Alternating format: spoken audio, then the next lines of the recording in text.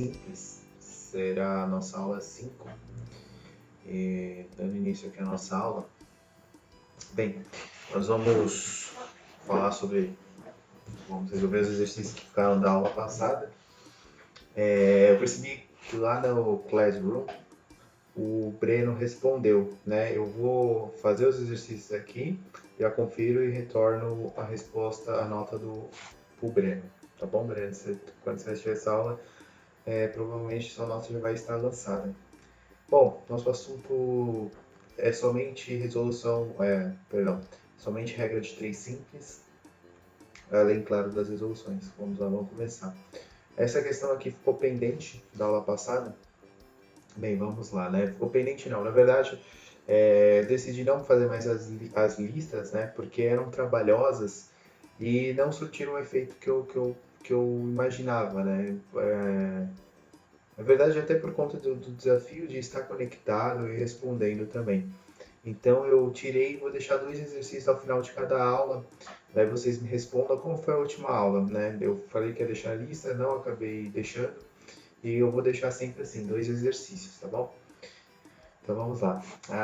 Vamos ler a questão. A figura a seguir representa uma casa de campo que possui uma varanda. Comprimento do telhado, tá? Vamos já começar a fazer nossas anotações. Eu prometo que eu vou tentar ser um pouco mais organizado. Deixa eu só ver o que ele está pedindo. O comprimento do telhado em metros será D. Tá bom. Daí os dados que ele dá, sendo de 45, lembrem da semana passada, esse seno aqui, peraí que ficou minha tela aqui, vou voltar, passar para frente. Ok. Esse seno, ele é de um ângulo notável. São ângulos que aparecem muito, né? Como eu disse semana passada, nós temos 30, 45 e 60 graus. São ângulos notáveis, né? Provavelmente, vocês, durante a sua vida estudantil, em algum momento vocês vão ter que decorar, né? No seguinte sentido, para resolver ali aquelas situações, problemas, quando vocês estiverem estudando trigonometria ou algo assim. E... Mas enfim, mas como eu disse antes, decorar não é o importante. O importante é saber resolver os exercícios e tal. Bom, só vou deixar aqui, caso vocês queiram, 30, 45, 60. Já deixa anotado, seno, cosseno, tangente.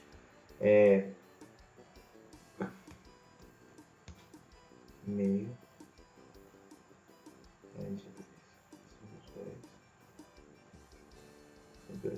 é o seguinte, percebam que uma coisa, 30 e 60 graus, eles se complementam, né? Eles formam um ângulo de 90 graus, né? Assim como o ângulo de 45 graus é o próprio complemento dele.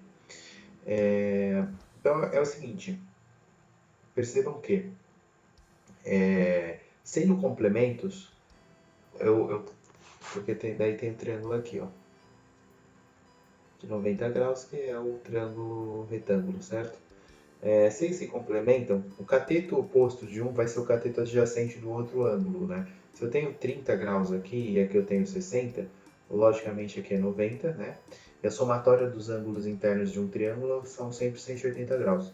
Então, se eu tenho 30 aqui, esse cateto adjacente que é 30 é o cateto oposto. Então, essas relações aqui, elas trocam, né? Eu não posso dizer que são inversas, porque a gente entende inversa de uma forma diferente, né? Ou uma função inversa é uma função invertiva, né? Ou quando a gente fala que o número é inverso do outro, a gente fala que aquele número por exemplo, 2, o inverso de 2 é 1 meio. Então vamos lá. Sabendo disso daqui, que eles são ângulos complementares, aqui o cosseno, então é raiz de 3 sobre 2. Aqui é raiz de 3 sobre 2, porque esse aqui é complementar esse. Vou entrar ele próprio, e aqui é meio. Ok? Bom, e para eu saber a tangente, né? A tangente é o seguinte, a tangente é cateto oposto sobre cateto adjacente, tá? É a famosa coca, tá? Para eu saber a tangente, vou mostrar aqui uma coisa para vocês, que é o seguinte.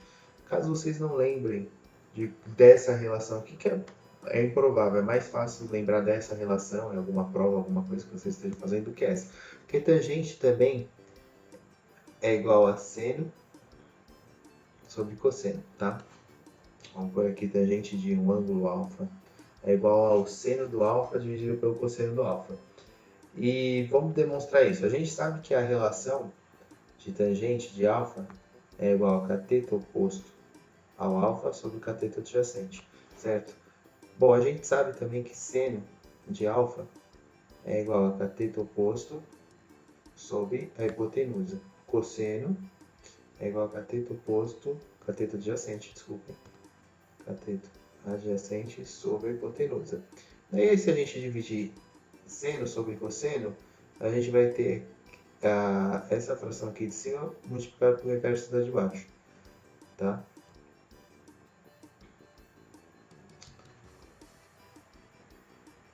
Hipotenusa, isso aqui vai cortar e nós vamos ter a tangente aqui de alfa, que é igual a cateto oposto a cateto adjacente a alfa, tá bom? Caso vocês não lembrem isso aqui por algum motivo, não sei,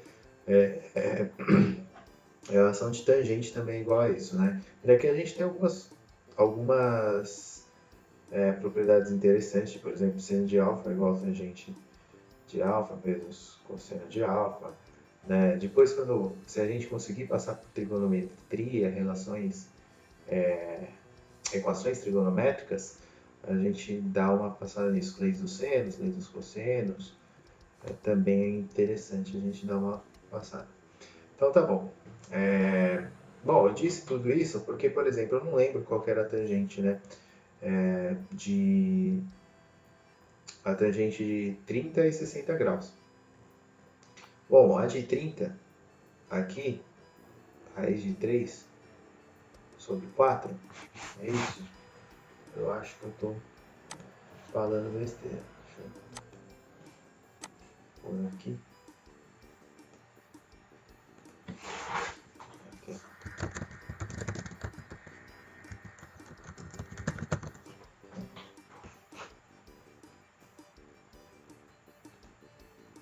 É isso mesmo. É de 3. Na verdade é.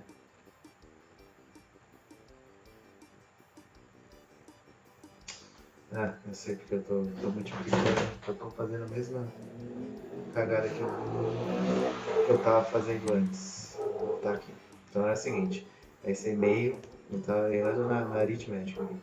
Vai ser meio sobre, né, raiz de 3 vai para baixo. Aqui vai ser o inverso.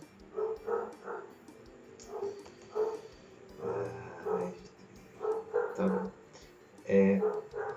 Que é igual a 1 sobre raiz de 3. Bom, a gente multiplica a equação por raiz de 3 sobre raiz de 3, que não vai mudar o valor, para a gente tirar esse radical aqui do denominador, né? É uma forma mais elegante, vocês vão perceber. Bom, raiz de 3 vezes raiz de 3 é próprio 3, certo? E o resultado é raiz de 3 sobre 3, tá bom? Raiz de 3 sobre 3. Bom, aqui a gente sabe, né, que um número, aqui ó, a gente percebe que é o mesmo número dividido por outro número é igual a 1. Então a tangente de 45 é 1, tá bom? Raiz de 3 sobre 3. Agora vamos calcular aqui de 60 graus. Bom, 60 graus vai ser raiz de 3 sobre 2, vezes 2 dividido por 1. Daqui corta, raiz de 3. Ok, só pra gente lembrar. Então, vocês sabendo o seno e cosseno, você consegue, assim, eventualmente, você precisar de maneira rápida, do 30 a 45, 60 graus, geralmente são, como eu disse, ângulos notáveis, ângulos que aparecem, são bem presentes aí no cotidiano, né, dos exercícios. Então tá bom, isso aqui eu vou deixar aqui. Vamos saber o bendito do comprimento do telhado. A gente tem o ângulo aqui de 45 graus, vou pintar aqui de preto, certo? Então esse ângulo aqui, né, de 45 graus. A gente tem que o cateto adjacente aqui, ó, adjacente é o que? É o que vem junto, né, é o que está ao lado, né, o oposto a gente percebe que está totalmente, né, não vem desse ângulo, está oposto a esse ângulo, tá bom? Então a gente sabe que o cateto adjacente sob hipotenusa é igual ao cosseno de 45 graus. A gente sabe aqui que já dá aqui, ó, raiz de 2 sobre 2, né, que a gente acabou de ver aqui as relações. Então a gente coloca assim, ó, cosseno de 45 graus é igual a raiz de 2 sobre 2. Lembra que a gente falou sobre frações, relações e afins, né? Por que existem essas relações trigonométricas? Porque eles são proporcionais, são triângulos proporcionais. Eles são múltiplos de outros triângulos e a gente consegue encontrar outros triângulos a partir desses valores fixos de seno, cosseno, porque essas relações se perpetuam. É o que a gente vai ver mais ou menos hoje na aula sobre regra de 3, né, que são grandezas que se correlacionam de maneira diretamente proporcionais, são grandezas com esse tipo de relação, e por isso que a gente consegue encontrar, né? O que a gente vai fazer basicamente agora é uma regra de 3. Por que essa regra de 3? Bom, vamos aqui. Raiz de 3 sobre, raiz de 2 sobre 5. É a mesma coisa do que 5 sobre x. Esse x aqui, a gente vai definir ele aqui como comprimento do telhado. Tá? Comprimento do telhado. Então, beleza. Ok. Como que... Primeiro eu vou resolver aqui de maneira direta. Bom, raiz de 2 sobre x é igual a 25. X é igual a... eu falei besteira. Eu usei o cosseno aqui. Na verdade é a tangente, né? Que a gente quer o cateto adjacente sobre... Não, tá certo. Beleza. É que eu... Desculpem, é o horário. Então tá bom. 25, né? Que eu multipliquei em cruz. Na verdade, o que eu fiz foi multiplicar ambos os lados da equação por x. Depois, ambos os lados da equação por 5. Eliminei o x de um lado direito e o 5 do lado esquerdo da equação. Para mim, aqui que estou no meu referencial, né? Esquerda está aqui, direita aqui. Então tá bom. 25 dividido por raiz de 2. Na verdade, isso aqui é 2, né? Eu pensei em 5 e fui 5. Então é 10 sobre raiz de 2. Vai ser 10. Vai dar 10 sobre raiz de 2. Vamos tirar esse 2 aqui, esse radical do denominador. X, 10 raiz de 2, dividido por 2, que é igual a 5 raiz de 2. Vamos ver se tem essa resposta aqui. Tem. Resposta B. Ok. Resposta B. Já verifico se você acertou, Breno. Ok. Agora vamos pensar como regra de 3. Bom, a gente sabe que é uma relação de cateto, né? Cateto adjacente sobre hipotenusa. A gente pode pensar que é o seguinte. Opa, perdão. Raiz de 2 sobre 2. Cateto sobre hipotenusa, como eu disse. Essas grandezas a gente relaciona assim. E aqui a gente pensa também da mesma maneira que esse seria o cateto adjacente, aqui eu vou pôr, e aqui seria hipotenusa. E se relacionam de maneira diretamente proporcional, ou seja, isso aqui sobe, e a gente vai chegar no mesmo resultado aqui multiplicando, né? Mas o que eu quero que vocês percebam, isso aqui se trata de proporções, né?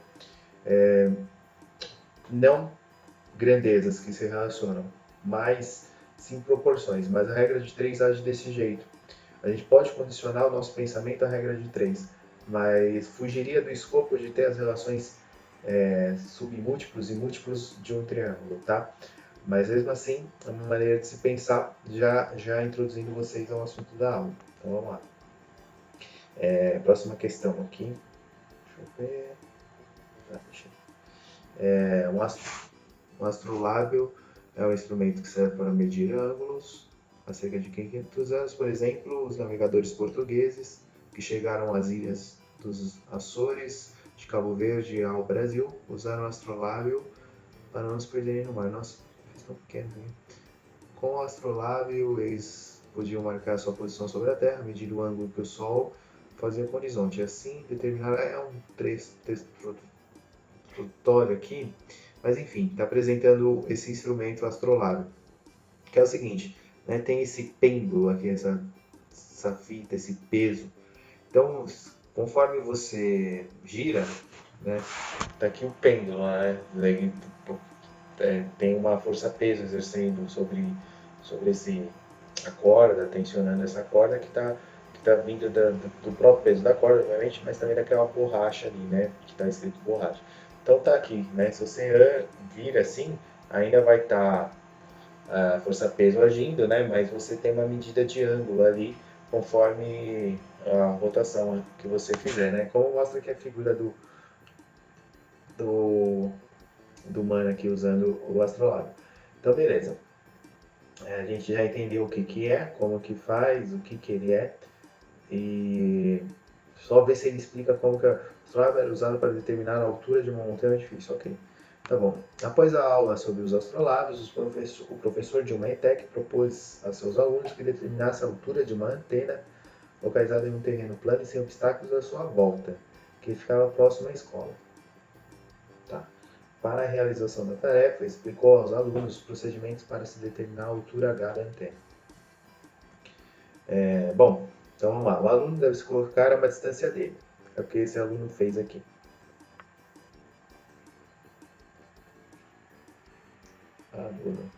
Ele chegou aqui na antena, né? Em vez de contar os passos já e medir mais ou menos o tamanho da passada, não, ele foi sem contar os passos, porque a proposta da aula era medir a altura pelo astrolábio. Daí ele foi, andou, caminhou aqui, ó, chegou até uma distância D. Na verdade, ele fez a contagem de passos, desculpa, eu tô julgando aqui o experimento do professor. Mas ele contou esses passos, né? Tanto é que tá dando aqui 12 metros, tá? 1,50 m é a altura do aluno, né? Esse Hzinho aqui, 1,5 metros. O que a gente quer é o Hzão, né? Que é a altura da antena, né? Então tá bom. O que a gente tem que achar? Bom, na verdade, com o astrolábio mirar o topo, o ângulo alfa. Esse daqui é o ângulo alfa. Ele é determinado pelo astrolábio, que dá 66 graus. Ok.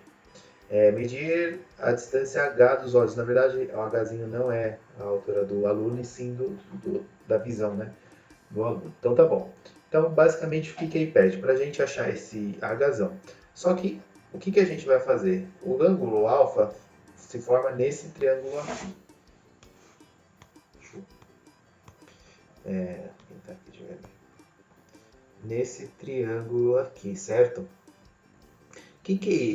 Vamos chamar essa H menos H, certo? Que é essa altura aqui do triângulo que tem aqui. A gente quer achar Hzão, então a gente tem que achar H menos H e somar com H, né? Para achar H de uma vez. Vamos chamar, então, vamos parar aqui. Vamos chamar H menos H igual a X, ok?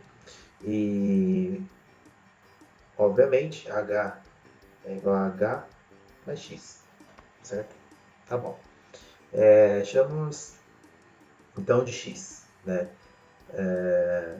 A gente tem a distância aqui, que é igual a 12, que seria o cateto adjacente ao ângulo alfa de 66 graus. A gente tem, só isso que a gente precisa, desculpa. A gente tem também aqui as relações trigonométricas. Basicamente é isso, a gente vai resolver esse exercício aqui, depois somar esse x aqui que a gente determinou com Hzinho. Então vamos lá. Qual relação trigonométrica a gente vai usar? A de cateto adjacente. Então, cosseno 66 graus é igual a cateto adjacente, que é 12 metros, sobre... A gente vai usar cateto adjacente, mas a gente vai usar cateto oposto. A gente vai usar tangente, desculpem, tá? Tangente é igual a cateto oposto ou cateto adjacente. Cateto oposto, o que é o cateto oposto? É o x aqui, certo? X sobre 12 também é igual que a tangente a 2,25. Agora é só multiplicar, a gente vai achar o x, né? Tá bom.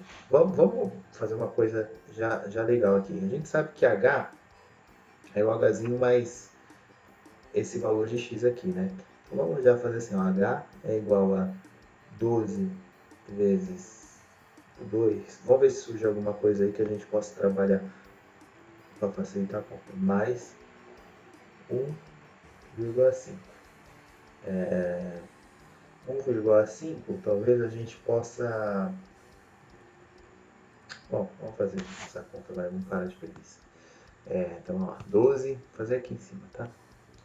Se vocês me permitirem, 2,25 vezes 12. 10, 4, 5, 4.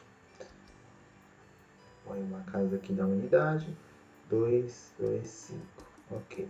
Bom, vou fazer aqui do lado, tá? 0, 10, 6, 7, 2. Duas casas aqui decimais, 27. Mais 1,5. 27 mais 1,5 é igual a 28,5. Ok? Resposta então a B de novo, tá? É bem fácil, né? Uma questão bem fácil, lembrar das relações e manda para casa mais uma questãozinha aí no bolso, tá? Deixa eu só ver quantos minutos aqui a gente já tem gravados. Aqui é 24 minutos. Tá bom. O que eu fiz? Esqueci de novo que tinha uma página aqui. Tudo bem? Vamos então para a aula em si. Vou resolver duas questões aqui. A próxima questão... Não, vou resolver essa questão e a gente já...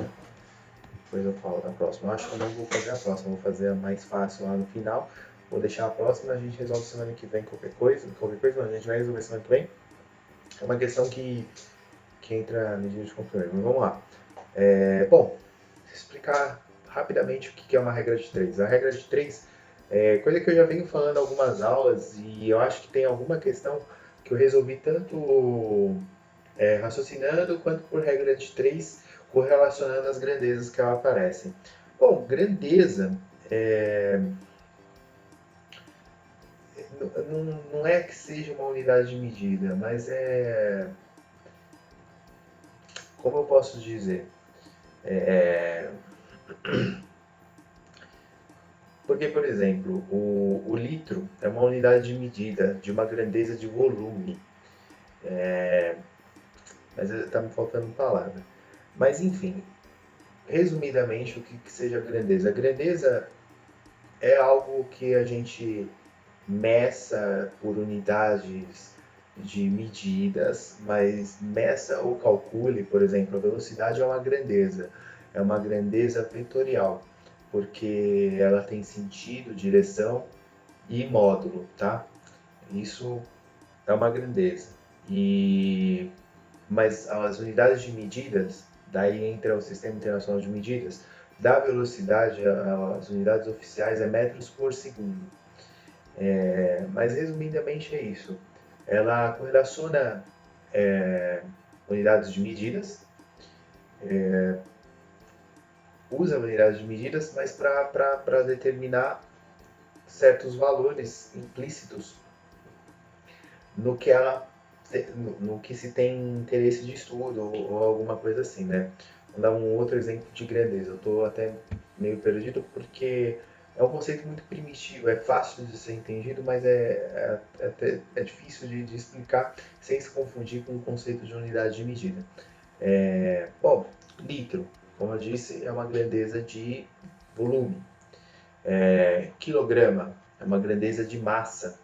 uma grandeza escalar, já não tem direção, litros também não tem direção, não tem sentido, somente o valor é uma grandeza escalar. Então tá bom. Então vamos entender a regra de 3. A regra de 3, ela vem o nome dela, né? Eu sinceramente eu não sei direito, pelo que eu me recordo, o nome dela, se eu lembrar de trazer semana que vem, eu trago a história direitinho. Mas o nome dela é porque é o seguinte, a regra de 3, porque sempre vão ser 4 grandezas ali que se relacionam, né? Se você pensar, vai, é x1 sobre x2, no caso de grandezas proporcionalmente, diretamente proporcionais, y2. Bom, vai ter uma incógnita, então a gente vai, suponhamos que a gente queira encontrar aqui o y dessa grandeza. O x1, o x2 e y2 são valores conhecidos. Por isso que é a regra de 3, entendeu? São 4 grandezas, sempre vai voltar um valor e a gente encontra pela relação dessas outras 3, né? Basicamente era isso que eu me recordo do nome, né? Mas depois eu trago certinho, mas eu acho que é isso mesmo.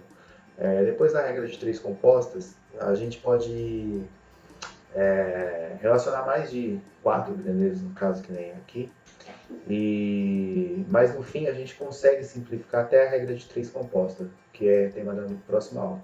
Bom, explicado o que é a regra de 3, vamos para a questão em si. Ok, vamos lá. Então tá bom, como que a gente monta uma regra de 3 para que fique de uma maneira organizada e a gente entenda? Bom, as grandezas em si elas se relacionam quando eu quero calcular, por exemplo, a grandeza de velocidade com tempo. Vamos dizer assim, que eu quero... Velocidade a gente sabe que é variação de tempo, de espaço sobre variação de tempo, certo? Delta T. Se eu uso um determinado tempo para percorrer um percurso, certo? Se suponhamos aqui delta 1 seja menor do que delta 2, ou seja, a variação de tempo que eu usei em delta 1 para percorrer o mesmo espaço foi menor do que delta 2, a velocidade vai ser maior ou menor se eu usei menos tempo para percorrer o mesmo espaço, esse mesmo delta S aqui? Bom, a velocidade vai ser maior, ou seja, conforme o tempo aumente, a velocidade diminui. Conforme o tempo diminua, a velocidade aumenta. Então, essas grandezas de velocidade e tempo, elas se relacionam de maneira inversamente proporcionais. Tá? Então, velocidade 1 sobre velocidade 2. Suponhamos que eu percorri lá um determinado trecho com velocidade 1 e o mesmo trecho com velocidade 2. E a velocidade 2 seja maior do que a velocidade 1. Tá bom? Então, beleza. Vamos pôr aqui as grandezas. Velocidade. É importante vocês escreverem no começo para se manterem organizados e verem direitinho quais grandezas vocês estão relacionando. Aqui do lado a gente vai pôr tempo, tá? Tempo. Ok. V1, V2. A gente tem delta T1 e delta T2. A gente falou que a velocidade 2 é maior que a velocidade 1. Independentemente disso, tá bom. A gente sacou, eu acho assim, que é o seguinte, se a velocidade aumenta, o tempo diminuiu, assim essa relação vice-versa. Eu aumentei a velocidade, o tempo diminuiu. Ou seja, eles se relacionam de forma inversa. A gente coloca uma setinha aqui para baixo para indicar que, conforme esse daqui aumentou, a gente pode colocar uma setinha aqui do lado, mas vamos só colocar do lado das unidades que a gente quer relacionar. Então a gente sabe, a velocidade aumentou, o tempo diminuiu. Então, esse símbolo aqui na matemática, na física, muito usado na física, na química, é o seguinte, velocidade, esse símbolo aqui, ó. Vocês já viram o 8 do infinito? O símbolo do infinito, que é esse 8 deitado, né? Ele é esse símbolo aqui, é praticamente o símbolo do infinito, mas ele não fecha. Ele quer dizer símbolo de proporcionalidade.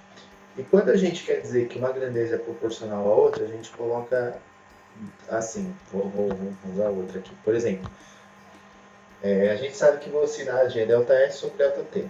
Então, usando a mesma lógica, se eu tenho uma velocidade, suponhamos agora que a gente tenha o tempo fixo, não o espaço, tá? E a gente tenha percorrido, quanto mais eu percorrer num tempo fixo, quer dizer que minha velocidade foi maior, entenderam?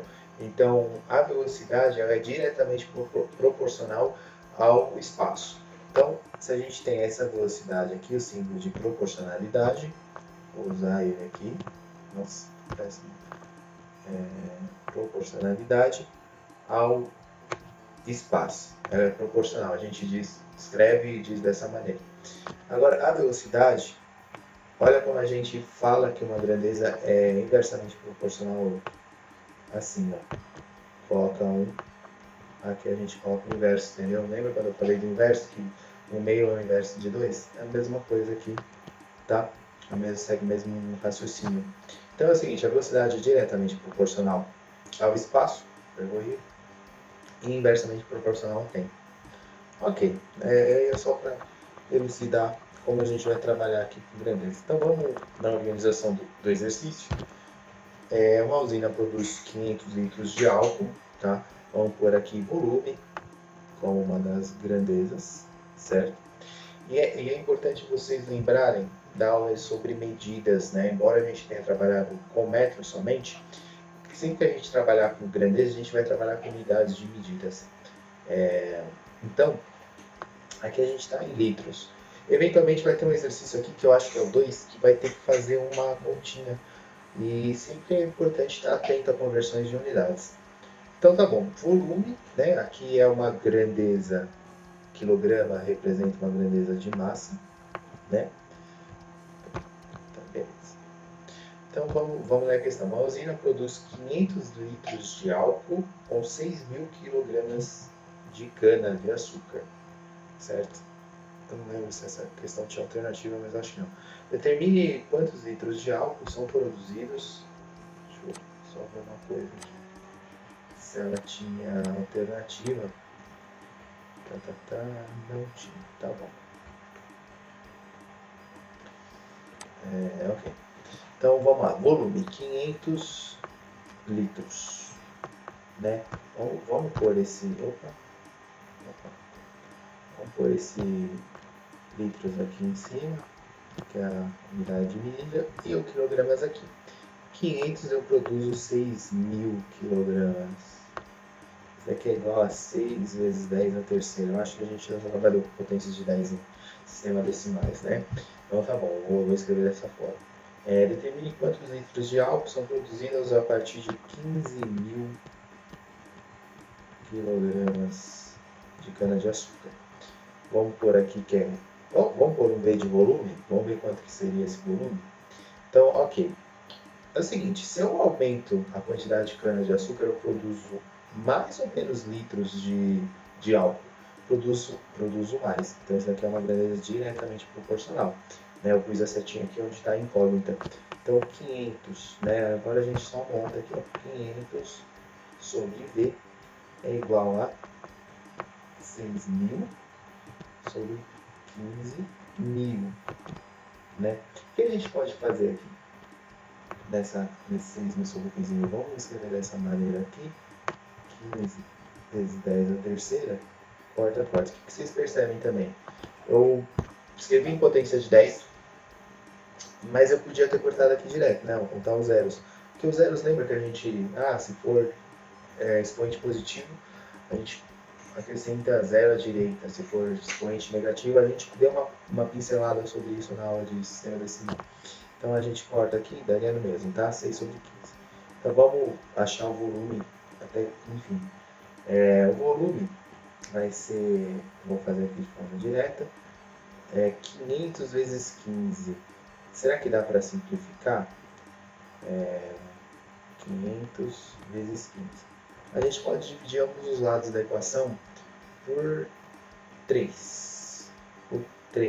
Por 3, não, a gente já pode dividir por 6, tá? Então tá, aqui volume, a gente dividindo aqui por 6, o que a gente faz?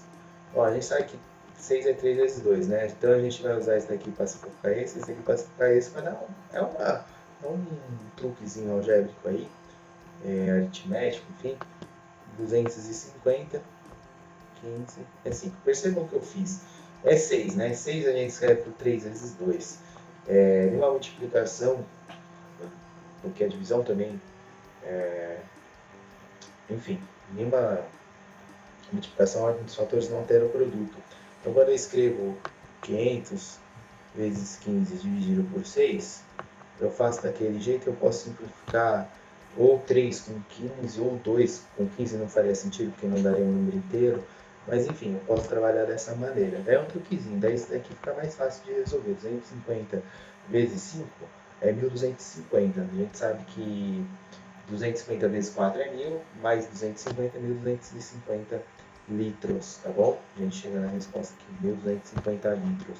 Lembra que quando vocês forem estudar aí, não esqueçam da unidade de medida. Obviamente, em questões do vestibulinho não vai ter a unidade de medida na própria questão, né? Por exemplo, essa questão aqui já fala aqui, ó, em metros, unidade de medida. Por aí vai, mas nunca se esqueçam da unidade de medida, porque é muito importante isso para representar um número, o escalar do número.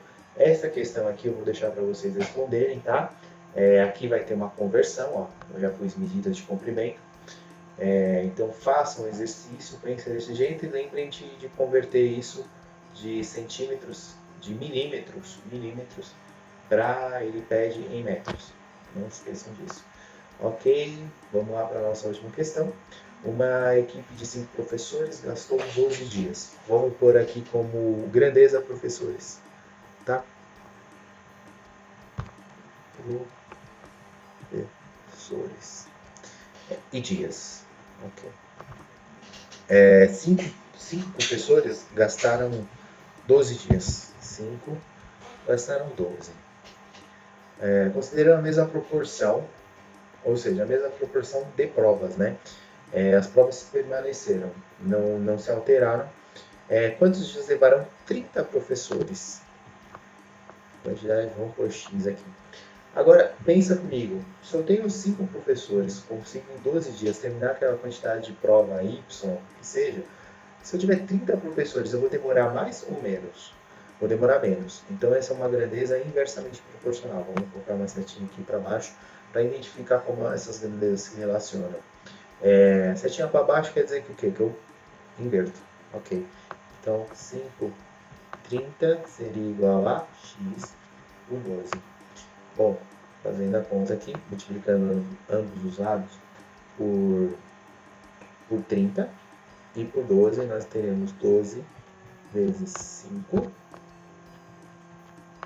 igual a 30 vezes x. Aqui eu só inverto, passo 30x para o lado esquerdo da equação, direito da equação, né? Então, escrevo para mim, 12 vezes 5. Vamos usar o mesmo truquezinho? Vamos pensar aqui. Eu posso simplificar assim de maneira direta, pensando 6 vezes 5, certo? 6 vezes 5 é 30. Então, esse lado eu vou eliminar. 12 vezes 5 dividido por 6 vezes 5. Que já cortou, né? 12 dividido por 6 é igual a 2. Ou seja, se eu tiver 5 professores, eu corrijo essa quantidade de prova em 12 dias. Se eu tiver 30 professores, eu corrijo em 2 dias. Olha que legal. 2 dias, resposta final. Pessoal, então tem mais um exercício aqui. Não me recordo desse exercício. Eu acho que é de nível 1, tá? Que eu errei. Porque a regra de 3 é uma ferramenta poderosíssima. Quando você parece bobeira, mas não, é muito interessante para você ter essa noção aí de grandezas e relacioná-las. Vocês vão usar isso daí em tudo, em química, em física, em matemática. É uma ferramenta muito interessante, pouco valorizada às vezes, mas quando bem atribuída, tanto é que brincam muito, falam que na química só tem regra de 3, não, é porque tem muitas grandezas e você consegue relacioná-las. Em todo lugar tem regra de 3, todo lugar tem regra de 3, você pode estudar dessa maneira, tá bom? Então vou deixar aqui os 2 exercícios, que é o exercício 2 e 4 dessa aula. Bom, mais uma vez, muito obrigado, tá? E semana que vem a aula vai ser sobre regra de 3 ainda, só que composta. tá? Eu vou resolver esses 2 exercícios, espero que vocês fiquem bem, aproveitem o final de semana para descansar. E é isso aí, obrigado, até a próxima aula, pessoal.